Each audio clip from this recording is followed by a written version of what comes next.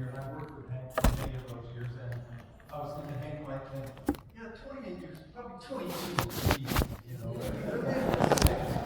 that's a little problematic, who knows, but it has been a joy to be a part of this community, especially part of George Fox. One of the things, as you mentioned at the start, you know, this particular building was one I was deeply committed to. If there's anything at George Fox that was animated by what I wanted to do, it was this building. And I'll never forget when I started the conversations about this building, I was in a meeting and there was quite a bit of opposition, as there was for Nehemiah.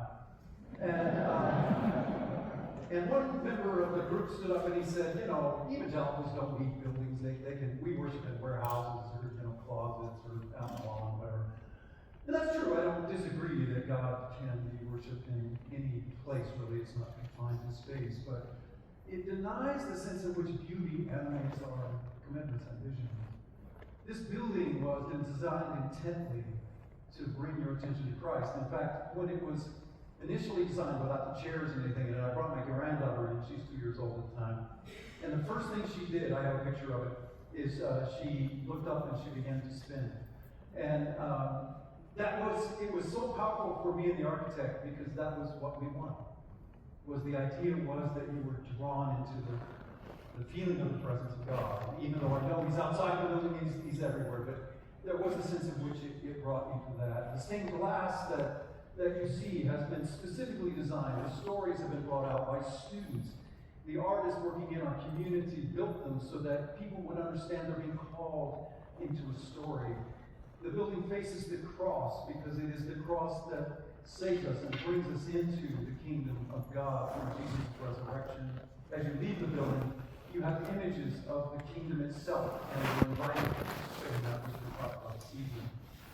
This fall, we're going to have a 12-foot Celtic cross that will finally make it from Ireland. It's been shipped. It's on a vessel at this moment. It's supposed to arrive on September 1st. Hopefully, we'll install it in October.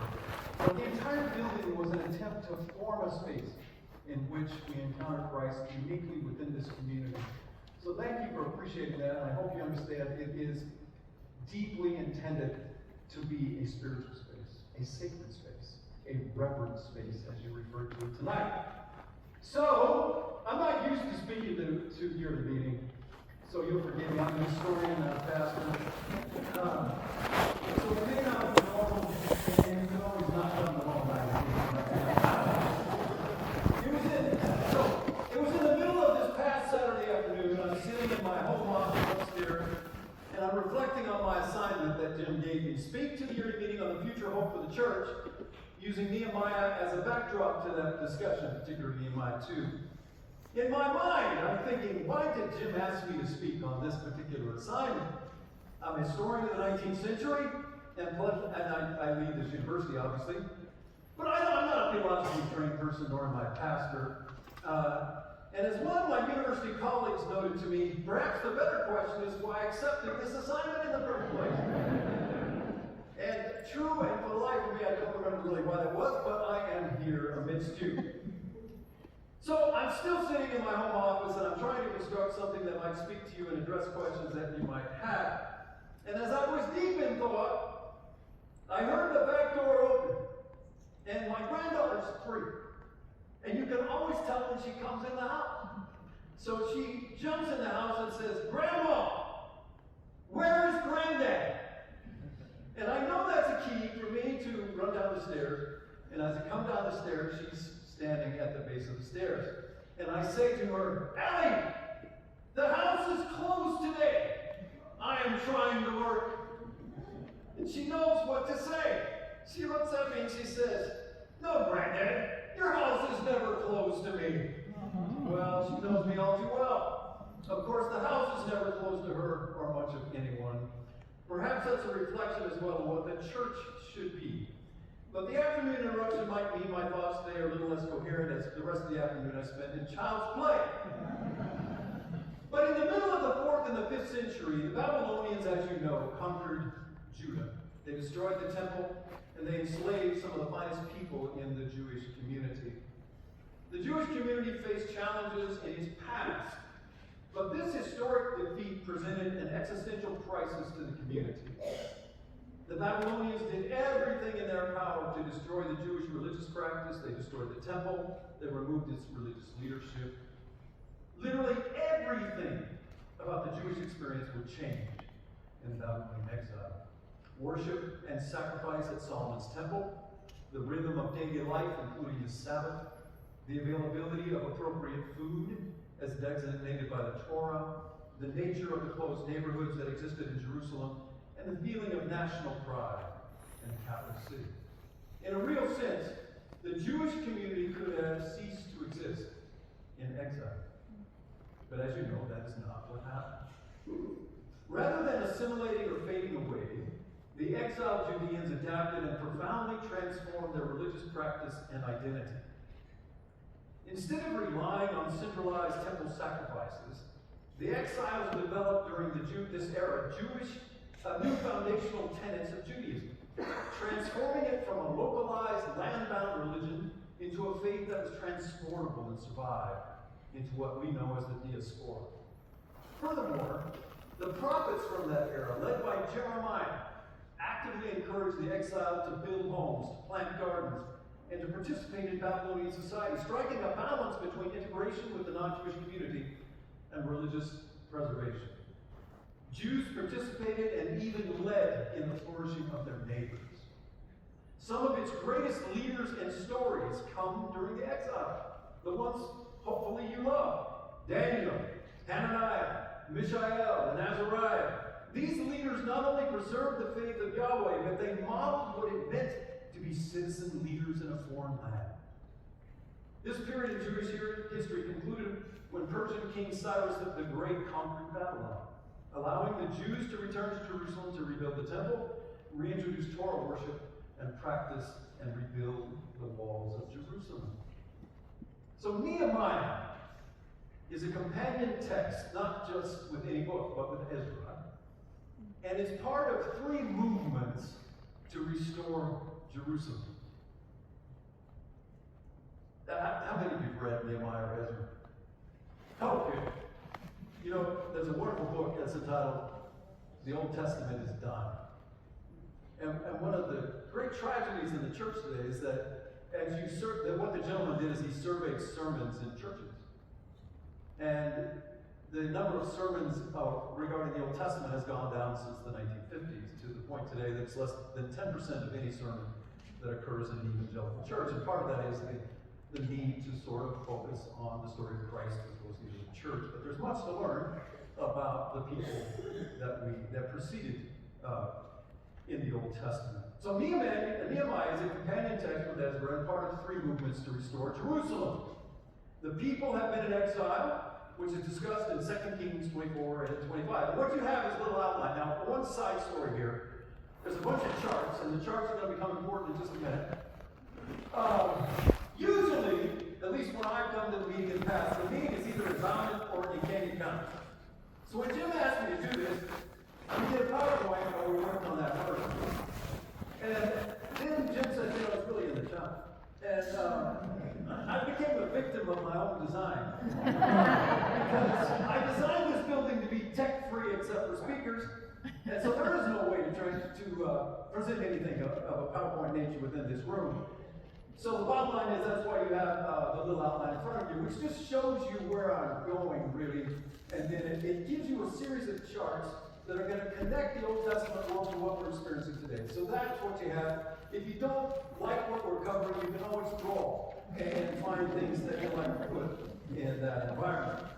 So, three movements. People have been in exile. The first movement is led by Zerubbabel, and it's found in Ezra 1 through 6. The second is led by Ezra and focused on spiritual restoration. Zerubbabel leads the rebuilding of the temple. So in these three movements, you have Zerubbabel leading the rebuilding of the temple, Ezra leading the restoration of the Torah and the worship of God through the Spirit, and the third is led by Nehemiah, who focuses on rebuilding the wall and the administrative structures of Jerusalem. So that the entire threefold movement is an attempt to restore the faith of Yahweh within Jerusalem. And in the division of the exile is to bring back the glory of God as it existed in that space. So that's really important to keep in mind. In each case, The king of Persia is prompted by God to send a leader back to Jerusalem, fulfilling the words of the great prophet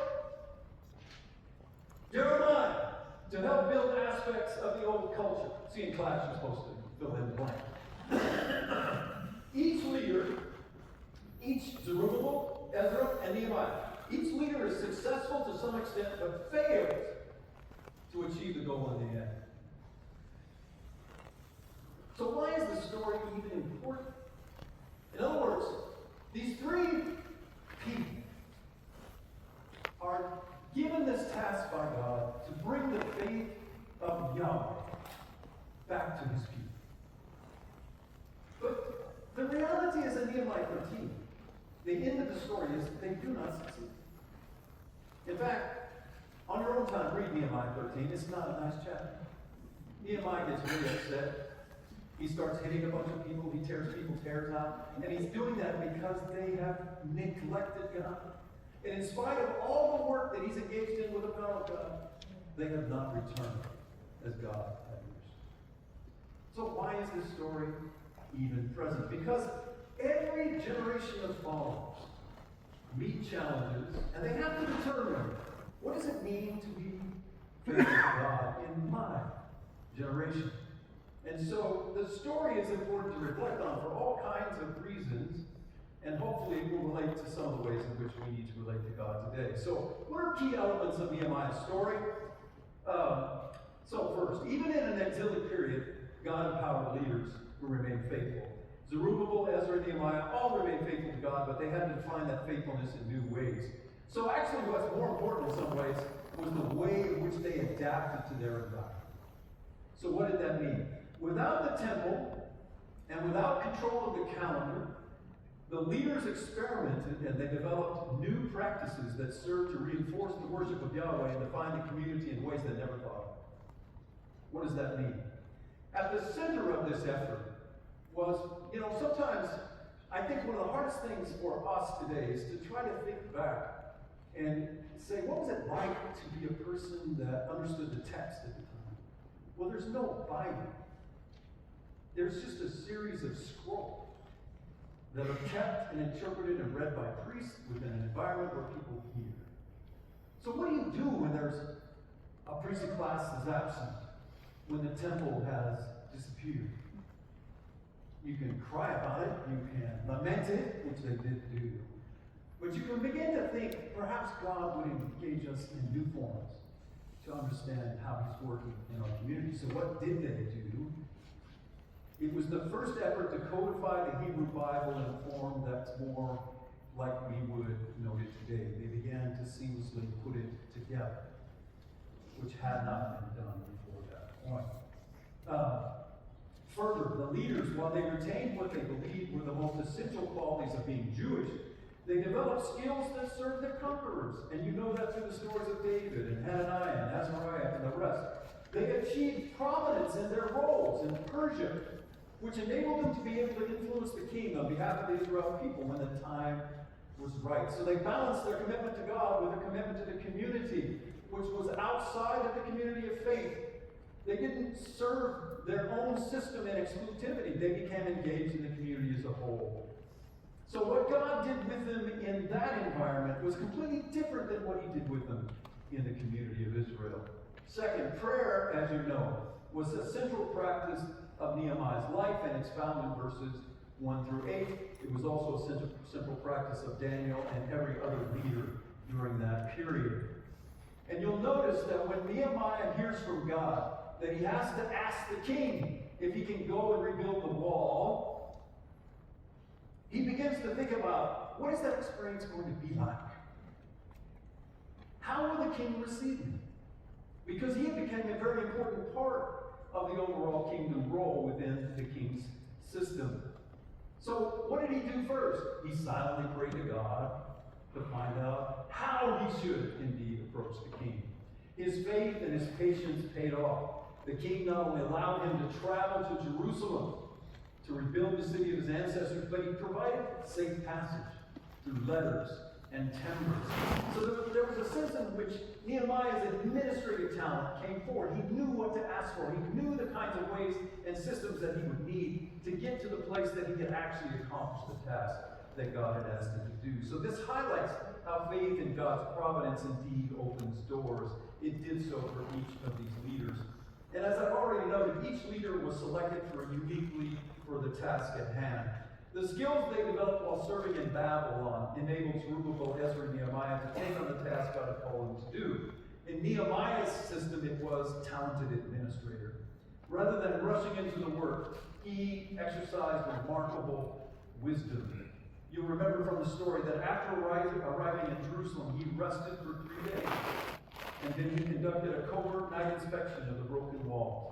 By keeping his plans quiet initially, he avoided premature opposition and gathered the exact information he needed to lead effectively. Then, and only then, did he do what's on your outline under D. He chose to work not in isolation, not as a dictator, but in community. When he finally revealed his plan to the Jewish people, his approach was collaborative rather than dictatorial.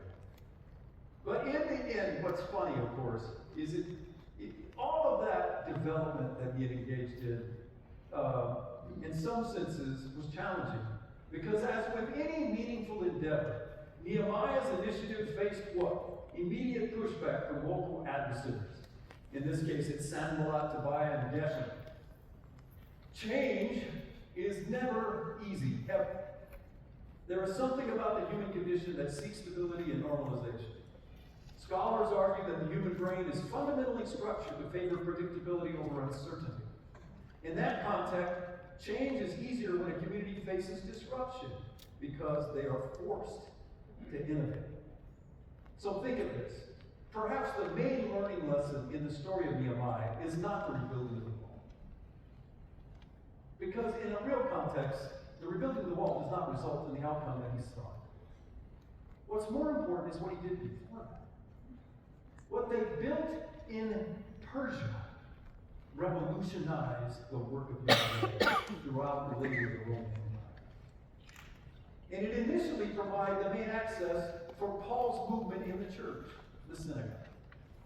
So much of what Nehemiah and Ezra and other leaders during that time were able to accomplish was in a time of revolution, meaning when they were displaced.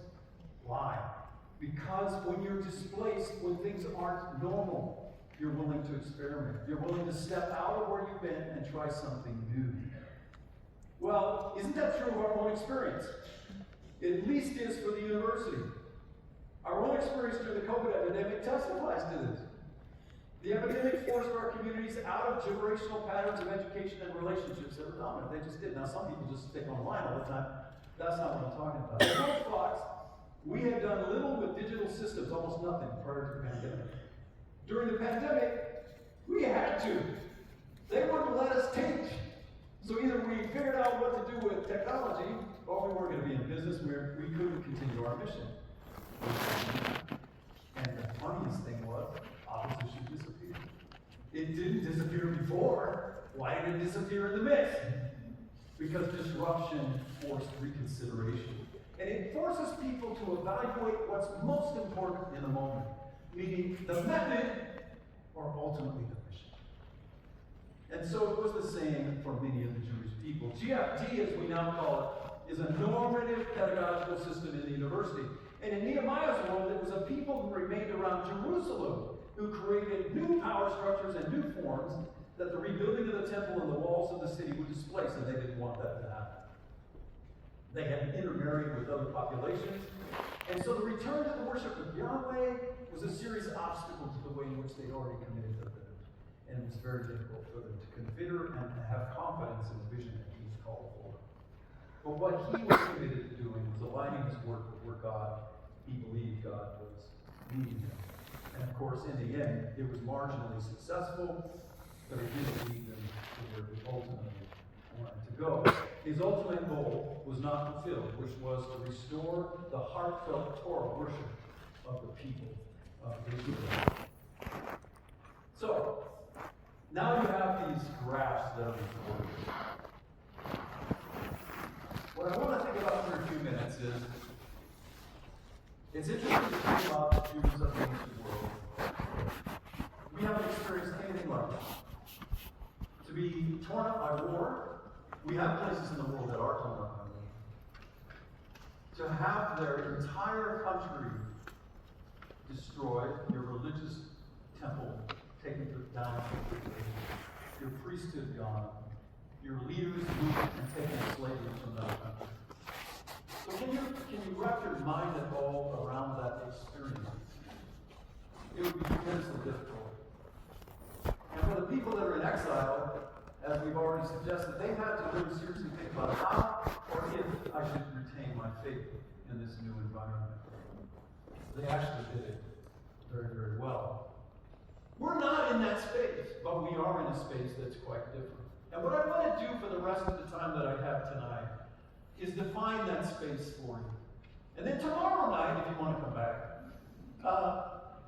we're going to talk about how we should respond to that space. So I'm not going to talk about that tonight. And so you may, like, the next minute or 15 minutes may be depressing to you.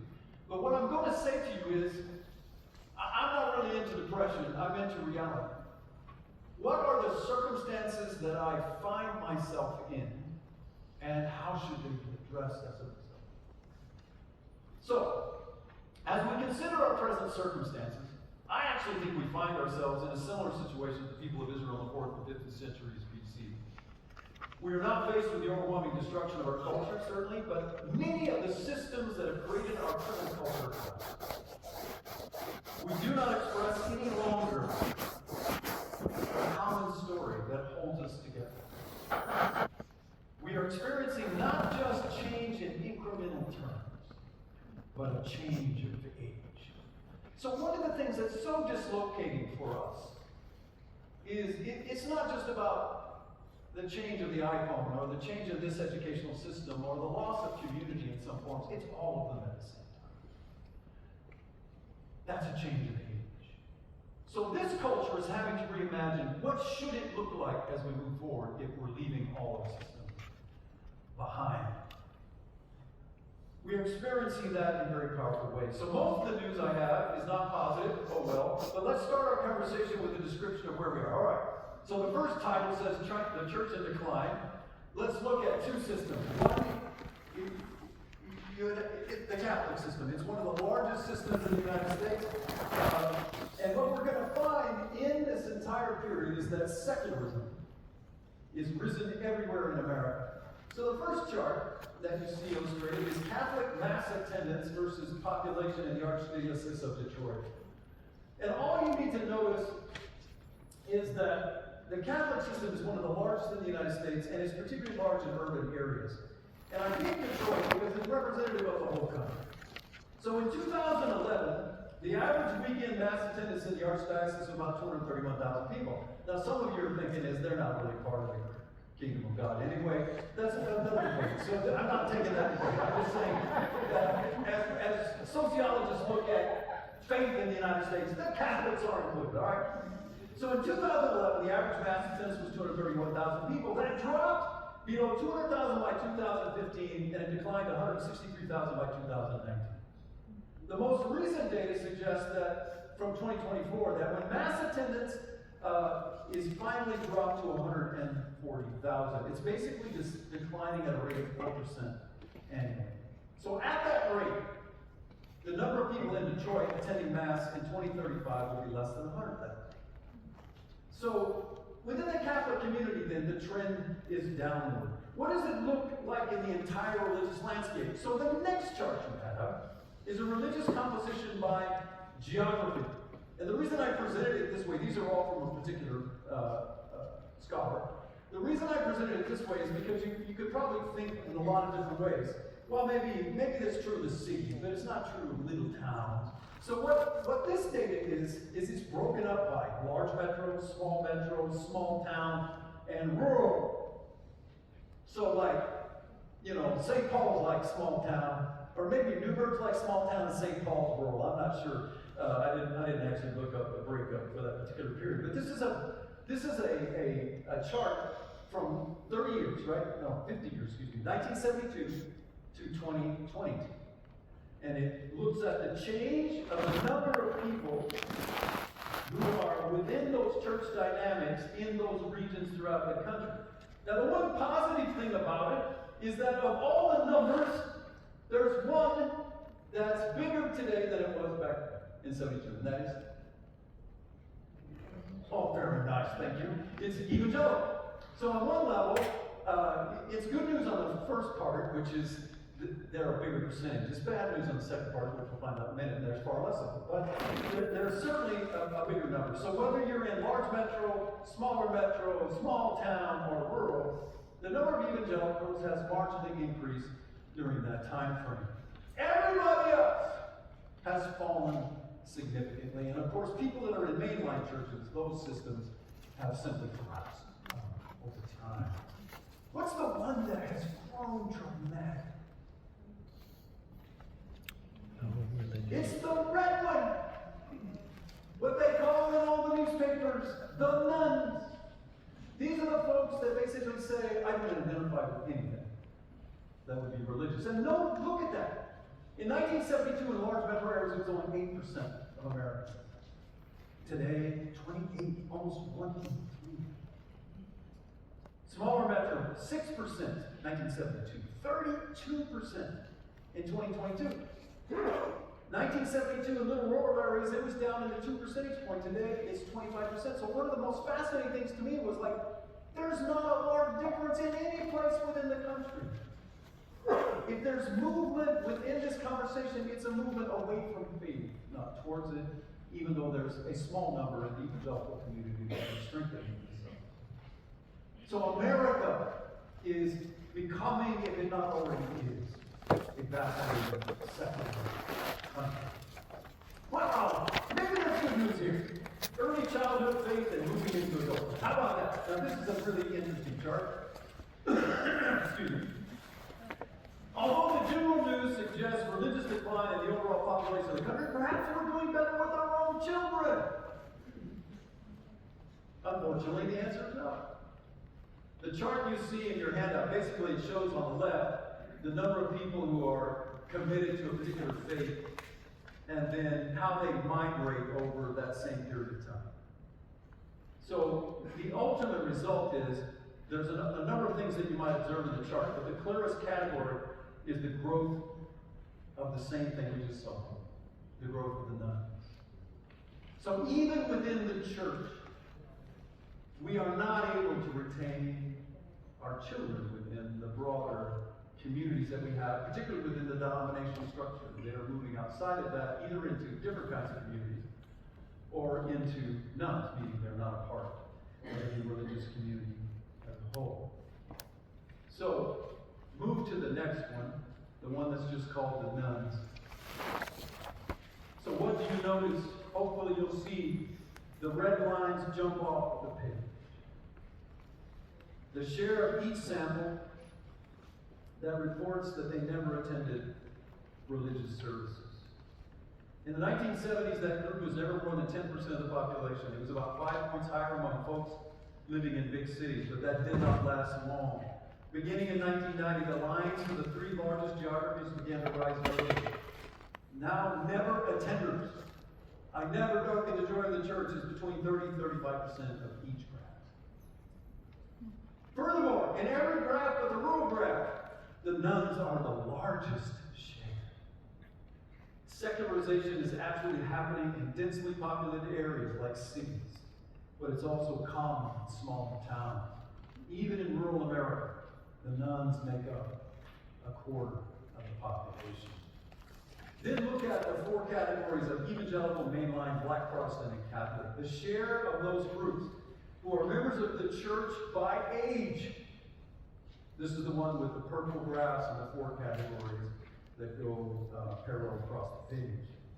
So, what you should notice is that, like, my generation is really good. I'm in the 50s. So, 67% of us, man, we're still in church. And man, if you're still around and you were born in the 40s, almost 75% of you are still in church. So that's kind of good, right? Now, on the other hand, if the majority, a vast majority of your church is in those 2 categories, what's the problem with that? The church is not just going to slowly erode. it is actually going to fall off the cliff. Because those of us in that 40-50 category, which I am as well, we only have so many more trips around the sun. And then we're off the stage. We're not leading or being a part of those communities anymore. So as part of this dynamic, one of his articles was, the church isn't just going to slowly fade away, it's actually going to drop off a mountain. And part of what he was getting at is, if you look down those categories, and you look at people that are born in the 2000s, the evangelicals still do better than all the rest, but still just a little bit over 50%, 1 in 2, are members of any evangelical church. And what's true of the entire system is that the younger you are, the less likely you are to be a part of any religious organization, whether mainline, Black Protestant, Catholic, or evangelical. Are American churches growing anywhere? A little bit. In a few places, but for the most part, churches are not growing in the United States. The few churches that are large and primarily non-denominational and in major cities. What if you step outside the church? Is the news better? Not really. We don't, this is a time we don't trust each other anymore. In all the surveys that we have of the general American public, trust has been declining in American institutions for the last 20 years. People express that everyone is selfish, cruel, and doesn't have a moral compass.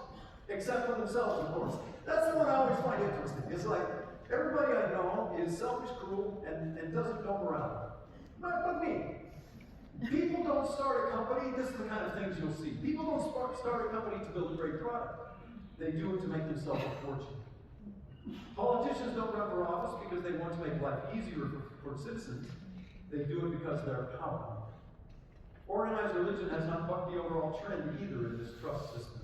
According to Gallup, in the past 20 years, the share of U.S. adults who expressed a great deal or quite a lot of confidence in church has fallen from over half, 53%, to just 32%. Declining trust of people in institutions is the highest among the youngest. So there's a chart there that asks this question, and it's the answer to this question. Generally speaking, would you say that most people can be trusted, or that you can't be too careful in dealing with people? So again, my group does better than others, but which one does the worst? Gen Z. So look at Gen Z. Less than 10%, 1 in 10 young people don't believe people can be trusted. So you have an environment in which religion is on the decline, where people don't trust each other, where there's a sense in which there's no common story that holds this community together. And you put that together with the fact that our community organizations outside the church are in decline as well, whether that's Rotary, Kiwanis, Boy Scouts, it doesn't matter. Every single major community organization within the United States is at its lowest level in the last 75 years. We are angry at times, we're clearly divided, and we're without a clear path to a coalition of people. I told you the news was bad. So the real question is, it was bad for the Israelites as well. How then should you live? How should the church engage the culture? I shared this data, perhaps not normal for a church gathering, but I shared the data not to depress you or suggest our future lacks hope. I actually don't believe that at all. But at the same time, what's clear to me is that we are living through a moment of what we should term a change of age. Our cultural systems, our belief structures that engird much of our experience is past. For those of us who are in the older communities, it's a tragic loss, as it was for Zerubbabel and Ezra and Nehemiah. And we want those old systems back. They're not coming back. We're living in a time in which the very ground we are standing on is shaking, but we are holding on to the bricks of the old masonry wall. It's going to fall. So a quick story. When I was a child, for a lot of reasons, my family moved all the time. And my mother recently celebrated her 90th birthday. And her birthday's on July 12th in Phoenix, Arizona. And I always told her, I'm not visiting you in the summer. But it was her birthday, so I especially the 90th one, so it was 100-something, 12, I can't remember. And she asked some of her children, my sister and myself, to take her on sort of memory lane. And we lived mainly in Arizona. So we got into my car, and we drove north to Flagstaff. My mom and dad spent the final 25 years of their teaching career in Flagstaff. But prior to that point, while I was in the house, we moved all the time. And we lived in small rural towns, primarily in Arizona, but in many cities in the West. In fact, from 6th grade until I graduated high school, we lived in a separate house each year. And it was hard, really, to feel a sense of rootedness when you move so much, you know. During my entire childhood in contrast, what was consistent, though, was my upbringing was the church. For us, a Southern Baptist community. And the constant reading of the Word of God and the singing of songs like we did tonight. You know, I never knew the words to these songs because I memorized them as a child, and it's just a part of my memory. Wherever we went, and we went a lot, the first place my parents established in a new city was a house of worship that we could call home. It was in a local church that we made friends. We learned to sing and worship, and we developed a sense of belonging that helped us understand why we were placed in the world. It was the church that gave us a sense of purpose and meaning, and ultimately, when we faced challenges, it was a place to learn and serve. We may have moved a lot, but there was a place where we always knew we could go, where the doors were always open, and summer began. Like my granddaughter says about my house, you can't be closed to me. And thank God, he's always available to us. When we were driving around, she apologized for moving us around so much. I'm not sure what to think of all that moving, because in spite of the consistent change in my early life, she and Dad gave us a heritage that has guided our steps and provided a foundation. A church and a vibrant faith. I am who I am today because my parents gave me a love of the gospel and of Christ's church. But the church of my youth can no longer be the church of it just isn't. Our culture and systems have changed, and in order to be the church of the future, we cannot look to the past as comfortable as it appears any more than Nehemiah could recreate the Torah and the temple system of the 4th century BC. Let me make this obvious to you. How many churches planted by the Apostle Paul are still in existence today? I know it's funny, but the answer is 0. You might say, well, that's absurd. No. Empires come and go. Cultures shift and change. But the gospel continues to move as God calls new people into stories where he's working to restore inspiration to himself. That's what all these windows actually illustrate. They are not in the same time frame. They're in different time frames. The real question for us is, how should we respond to the cultural moment we are in? That's the reason for the charts. Every generation must consider what God is doing in their time and their place. When the members of the Jewish community found themselves in exile, they were faced with extinction. Literally. But they did not lose hope, nor did they continue to invest in old systems that no longer worked. What did they do? They innovated, they adapted, they created new approaches that worked in the world they now faced. And that is the subject for Tuesday evening. What should the church be? It's great to celebrate the past. It's wonderful to think about the gifts that we've been given. But for Nehemiah and for the leaders of that era, they deeply cared about what God was doing. God is both rooted in the past, he's pulling us to the future. And the real question is, are you willing to come? So as you leave this evening, the whole mural in the back is intended to give you that picture. So when you get up and you look back, you'll see that the kingdom of God is painted at the top of the mural. And those people are dropping flowers down into the here and now. If you want to think about the book of Hebrews, it is the great witnesses that have gone before, that are encouraging us as we move forward. Building the kingdom of God as it would be, because God is still at work, bringing this creation back to himself. So what will you do